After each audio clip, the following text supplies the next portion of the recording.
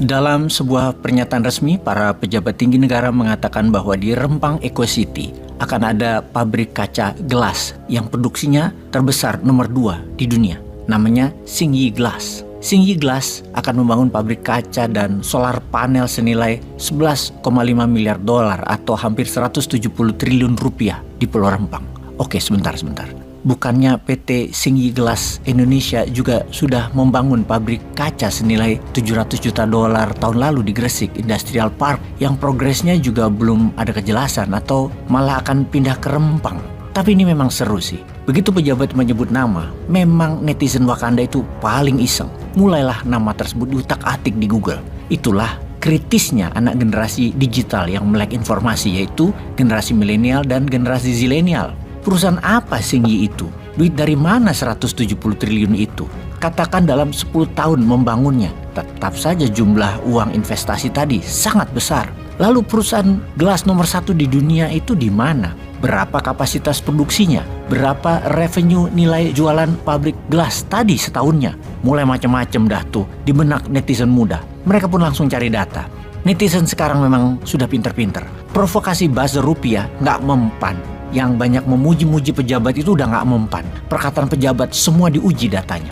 Misalnya, pejabat menyebut Xingyi akan mendirikan pabrik gelas nomor 2 di dunia. Maka di tangan ini langsung mencari siapa penghasil pabrik gelas nomor 1 di dunia. Dan terlampir ini adalah daftar 9 gelas manufaktur di dunia, yaitu nomor 1 Beijing Glass Group dengan nilai penjualan per tahun 80 billion dolar. Dulu namanya Peking Glass, berdiri tahun 1940. Kemudian nomor 2 Saint-Gobain dengan nilai penjualan 56 billion dolar. Berdiri sejak tahun 1665, berkantor pusat di Paris, Prancis. Kemudian nomor 3 Pittsburgh Plate Glass Industry, nilai sales per tahunnya 17,5 billion. Berdiri sejak tahun 1883 di Pennsylvania, Amerika. Nomor 4 AGC, nilai sales penjualan per tahun 15,3 billion. Bermarkas di Tokyo, berdiri tahun 1907. Nomor 5 Corning, nilai sales penjualan per tahun 14,2 billion. Berdiri sejak tahun 1851 di Corning, New York, Amerika. Di nomor 6 Nippon Seed Glass, nilai sales penjualan per tahun 5,2 billion. Bermarkas di Tokyo, Jepang, berdiri sejak 1918. Kemudian nomor 7 Vitro, nomor 8 Pilkington, nomor 9 Cornwall Glass. Dan dapat dipastikan tidak ada yang namanya Xingyi Glass. Yang mana di Pulau Rempang nanti katanya Xingyi akan menjadi perusahaan manufaktur nomor 2 gelas terbesar di dunia. Mungkin mendekati Beijing Glass. Mungkin angkanya 50-70 billion dolar atau 750-1000 triliun rupiah nilai penjualan per tahunnya. Wih, sangar ya. Karena jumlahnya sangat besar, penting untuk mengusir para pemilik lahan penduduk asli Melayu di sana. Cuan besar, Bo. Rakyat Melayu di sana piting aja. Kemudian pejabat menyebut nama perusahaan, yaitu sekali lagi nama Xingyi Glass. Langsung tangan ini pencet data di Google, melihat laporan pembukuan Xingyi, perusahaan yang terdaftar di bursa Hong Kong itu. Dan data semua terbuka. Maka timbullah pertanyaan, masuk akalkah nilai uang 11,5 miliar dolar untuk dimiliki perusahaan yang berbasis di Hong Kong ini?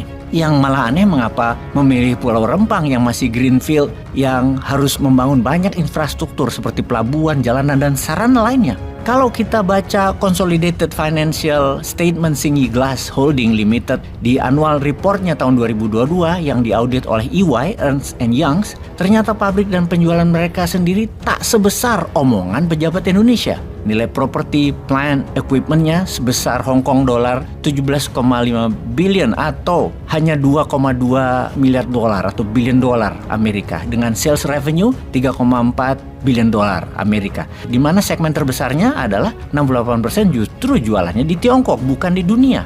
Pertanyaannya, jika memang benar Xingyi Glass mau investasi di Rempang senilai 11,5 billion dolar atau 170 triliun, itu salah sebut angka kali ya. Maksudnya 170 miliar rupiah atau hanya 11,5 juta dolar kali ya. Karena equity yang dibutuhkan 30% dari 11,5 miliar dolar itu setara 3,45 miliar dolar atau 3,4 billion dolar ya bahasa Indonesianya. Dari mana dana dibutuhkan? Karena dalam consolidated net cash flow mereka per 31 Desember 2022, Xingyi hanya punya 0,4 billion dolar atau hanya 41 juta dolar saja. Dan dari mana menutupi kekurangan 3,04 miliar atau 3,4 billion dolar kekurangan equity tersebut? Itu pun kalau semua cashnya dipakai, ya kan nggak mungkin. Sepertinya perkataan pejabat tentang rencana pabrik gelas di Rembang Eco City patut dipertanyakan karena pada setiap berita tidak ada satupun statement dari pihak Xingyi Glass tentang nilai 11,5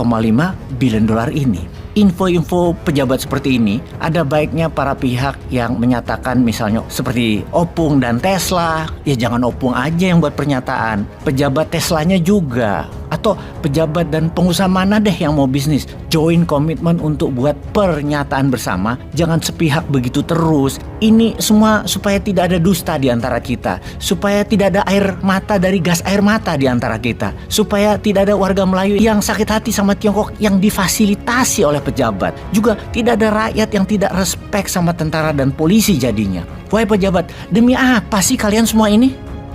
Peace.